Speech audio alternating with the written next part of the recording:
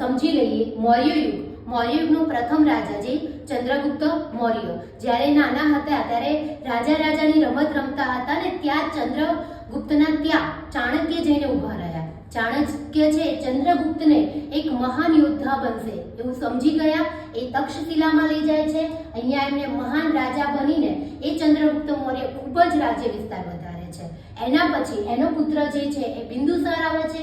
બિંદુસાર એમના પિતા તરફથી મળેલું જે ચંદ્રગુપ્ત મૌર્ય તરફથી મળેલું જે રાજ્ય છે એને સાચવીને રાખે છે. કોઈ પણ વધારાનું રાજ્ય એ એડ નથી કરી શકતો. હા, ગ્રીક રાજાઓ સાથે સરસ મજાના મૈત્રીભર્યા સંબંધો સાચવી રાખે છે.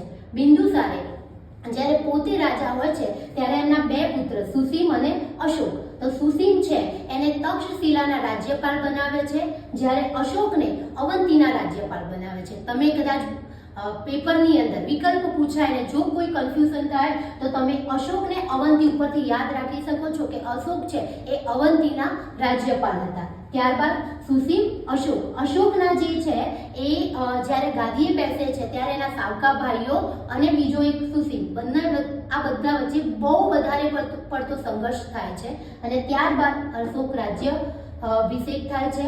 અશોકના એક પુત્ર છે જેનું નામ મહેન્દ્ર છે અને પુત્રીનું નામ છે સંઘમિત્રા. અશોકે એમનો ખૂબ જ રાજ્ય વિસ્તાર વધાર્યો છે. જેમ આપણને શોર્ટમાં યાદ રાખવું હોય તો અશોક છે સમજી લો કે આ એક ભારતનો નકશો છે. એમાં ઉત્તર, દક્ષિણ, પશ્ચિમ અને પૂર્વ. આ શોર્ટમાં યાદ રાખવું હોય તો ઉત્તરમાં નેપાળ સુધી અશોકનો પોતાનો રાજ્ય વિસ્તાર છે. દક્ષિણમાં મૈસૂર એટલે અત્યારનું કહીએ તો કર્ણાટક એનો રાજ્ય વિસ્તાર અહીંયા સુધી વિસ્તરાયેલો છે. પશ્ચિમમાં આપણું ગુજરાત અને સૌરાષ્ટ્ર સુધી એનો રાજ્ય વિસ્તાર વધારેલો છે.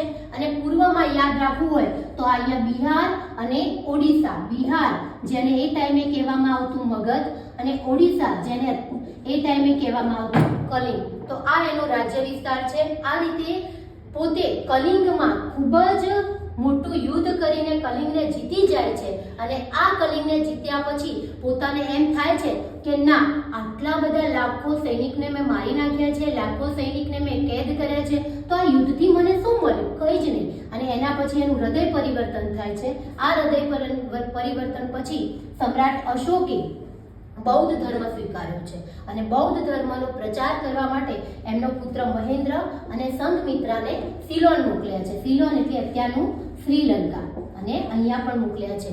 આ રીતે આ મૌર્ય યુગ આપણો અહીંયા અંત કઈ રીતે થાય છે તો આ મૌર્ય યુગમાં 9 થી 10 રાજાઓ ભેગા મળીને 160